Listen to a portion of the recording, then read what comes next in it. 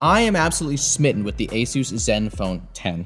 It's small-ish, but it still has flagship performance, great battery life, and just a ton of amazing features that ASUS has actually added to it, which is why when I heard that they were making a Zenfone 11, I was excited, until I found out that it was going to be the Zenfone 11 Ultra, and I found out that they went big mode. And alongside the size increase is a pretty radical departure from the two large camera lenses that we know and, I don't know, love, maybe?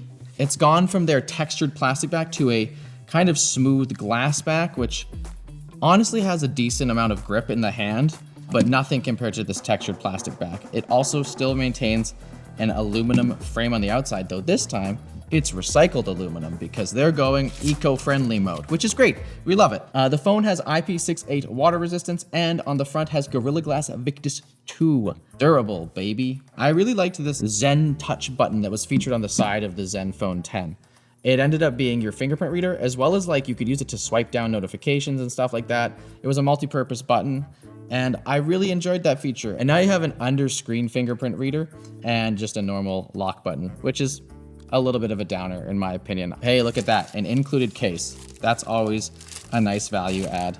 I love looking at these cases. Look at the size of look at the size for the camera bump. There was already a huge camera bump. You might notice that there's a crack in my camera lens here because it protrudes so much that it's one of the easiest parts to hit the ground when it falls. Elsewhere in the box, we have a charging cable, a USB-C to C, and they don't give you a wall plug, which is a bummer because it looks like there's space in the box for it.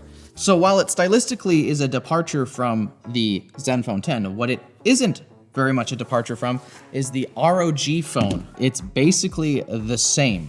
You can look around, you can see that there is the volume rocker, the lock button, the antenna band, the camera bumps, the camera layout, all the same. There are some things that they don't include, like the extra USB-C port on the side, but at the bottom, you can even see that you got the USB-C port and the headphone jack. Shout out to ASUS for keeping a headphone jack.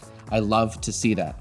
So basically, they took the shell of the ROG phone and made it a nicer phone, which is okay because the ROG Phone 8 is a great phone. I'm a gamer, but I don't like it to be like my entire personality. So it's nice that you can kind of, you know, something that's presentable for like the parents or something like that. I personally think the ROG Phone looks a little better just because it feels a little bit more intentional. I think the camera bump placement on this is kind of ugly. And alongside that ugly camera bump, it also brought a lot of the specs of the ROG Phone 8, which we'll get into after this message from our sponsor. Thanks to Gamepower for sponsoring this video. Their Rapid 360 monitor will have you turning around 360 degrees and looking right back at the glorious 360 Hz refresh rate and a 1 millisecond response time. This 27-inch monitor features a 90-degree rotatable 1080p IPS display that supports FreeSync and G-Sync. Whether you're an elite gamer or an extreme spreadsheeter, you're sure to appreciate not just the tasteful RGB on the back, but also a neat little projector that can display a custom logo right under your monitor. Check out the Gamepower Rapid 360 at the link down below. The phone ships with a Snapdragon 8 Gen 3, a top-of-the-line processor that's like a massive improvement over the Snapdragon 8 Gen 2. The Zenfone comes with up to 16 gigabytes of RAM and 512 gigabytes of storage, but if you live in the US, you only get the option of the 12 gigabytes of RAM and 256 gigabytes of storage. Finally, a win for the non-US people. That feels pretty good. The screen is a 144 Hz LTPO AMOLED display, which means that it can go all the way down to 1 Hz if there's nothing on the screen that requires a rapid refresh rate. Now, speaking of rapid refresh rate, that 144 Hz number is only available in games. When you're moving around the UI, it's just going to be at 120 Hz. That high refresh rate screen is also huge, 6.7 inches, but apparently it's only a 1080 screen. It's 2400 by 1080. I can't really tell, but that means it's probably the same resolution as this. It looks pretty good to me. I really don't think that there's a reason to have 4K on your phone display. It's too small. It just is. You don't need the higher pixel density, and if it increases battery life, that's great. Speaking of battery, the battery in this phone is 5500 milliamp hours, which might not seem that big for this big of a phone, but it's just the same size as the one in the ROG Phone 8, which is who would have thought that that would happen? But the Zenfone 10 has a smaller battery and it has killer battery life. And according to the results from the labs, this thing is a battery king. In our longevity test, where we watch YouTube at 1080p at a brightness of 250 nits, the Zenfone Ultra got 22 hours and 11 minutes of screen on time, which is insane. In comparison, the Google Pixel 8 Pro gets just 14 hours and 11 minutes. The phone does support 65 watt fast charging, which obviously isn't the fastest compared to like the 100 watt chargers out there.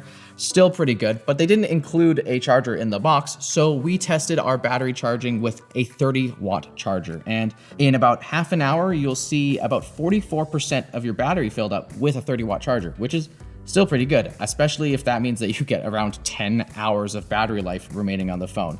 The time for a full charge was around 75 minutes at 30 watts, so still pretty good. Let's take a look at the screen. And as you can see from the top-down camera, this is a bright display. With the auto brightness on, the screen can go as high as 2,483 nits. That'll only really happen outside with the sun shining on it, but that's crazy good and makes it really, really easy to use outside. If you turn the auto brightness off and you just manually set it, the max you'll get is still a very high 1,000 nits. Let's listen to the speakers. I mean, they're pretty loud.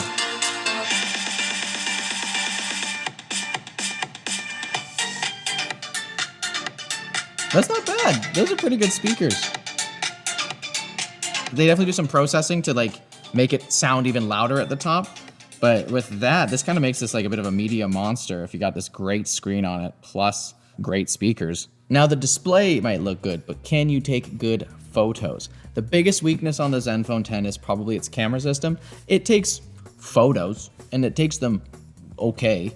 I think ASUS's camera software is a little bit finicky, and also they don't really have the great processing that you can find on Pixels or Samsung phones. However, they have upgraded from 2 sensors to 3, so now we have a 13 megapixel ultra wide camera, a telephoto that comes in at 32 megapixels, and a main shooter that comes in at a whopping 50 megapixels. But obviously, the resolution doesn't matter if the phone can't do stuff very well. I found that on my Zenfone 10 that the ultra wide was far worse of a camera than the main sensor, and just taking a quick look in what is pretty gnarly setting.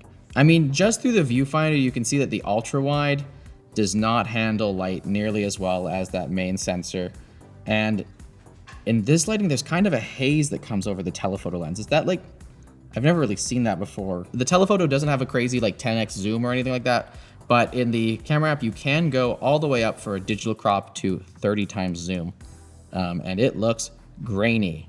And in terms of the camera processing, a lot of the colors kind of get mushed down, and things kind of start to look synthetic because you lose a lot of these details. It looks competent and it's like good enough, but one thing I know from using my Zenfone is that I really would miss the quality that I got when I was using a Pixel.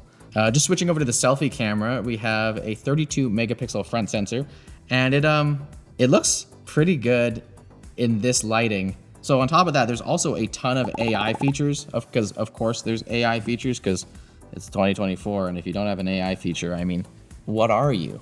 Oh, there's AI Smart Search for your photos. It's gonna use object recognition to search through your photos for you. Apparently you can also search for apps, which again doesn't sound like AI, or you can deep and smart search for settings. Okay. The portrait video is an interesting feature. Basically, it's supposed to allow you to have like a depth of field effect, where it'll focus on a certain face and then it'll do a processed blur all around it. They have a 6-axis gimbal for your video, so you can get really steady motion, and it works quite well. I'm gonna make sure that we have it set up here.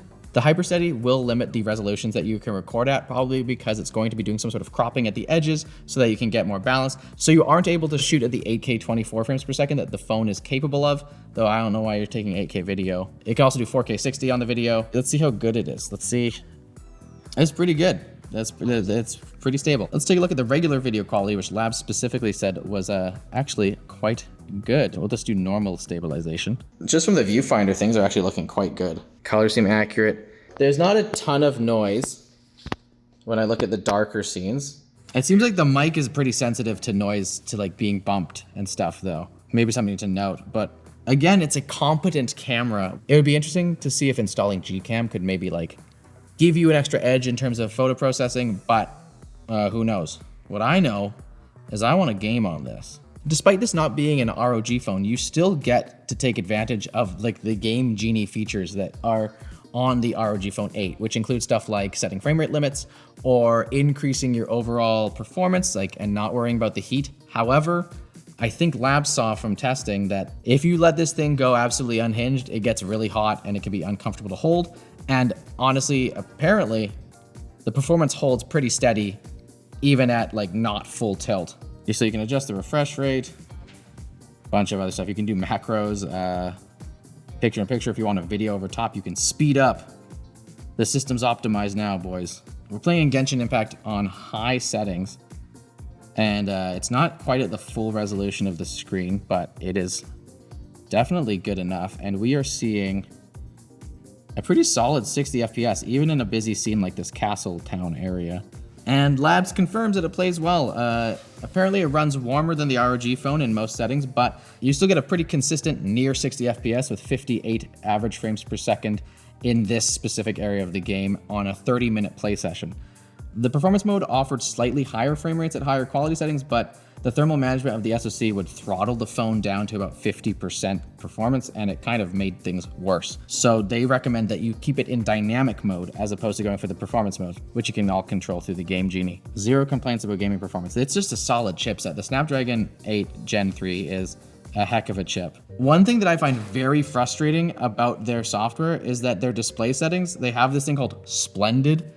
What does any of this mean? Should my phone be an optimal, natural, or standard? It's useless. The correct answer is that you want it at natural and you want to turn it a little bit warmer. That's enough of me griping. Nice things to have on here, Wi-Fi 7, as well as they have a dual band mode that's really sick, so you can get a really stable Wi-Fi connection on here. They also have Bluetooth 5.4, which means it supports a lot of the upcoming Bluetooth features, like Bluetooth low energy audio and the AuraCast stuff. So great for future-proofing. The big thing about this phone is that it's nice, it's competent, it's capable. But outside of its battery life, it doesn't really excel where any large flagship phones don't. The cameras are not as good as the ones that you can find on iPhones or Pixels or Galaxy S, whatever the number is at now. The software experience is good. I'm a big fan of it, but is not, say, as gimmicky or as doesn't have the really cool features that Pixel can bring. Another thing is that you get 2 major OS updates and 4 years of security updates, but that's not really great when competitors are offering a lot more. And the biggest killer feature for me, which was the size being so reasonable, has been gone, and now we have another big phone. I guess if this is what ASUS needs to do to remain in the market and succeed and sell more phones, I guess it's good, because I love a lot of what ASUS does with their phones, and I love that there's more competition in the space, but it's gonna suffer from the same flaws that this phone has, and that I can't find a good case for this, or I cracked this lens and I can't find a replacement part for it. And I don't wanna have to send it into ASUS to get it fixed. I would love to be able to just swap the lens out myself. And that's because it's a small volume phone. I just worry that this phone no longer has enough differentiation to make it worth buying over a OnePlus or a Pixel or an iPhone. And the price is $900 US, which is pretty high up there. I mean, this was not a cheap phone either, but again, that's a very, very competitive territory where you're seeing a lot of the best phones on the market sitting at.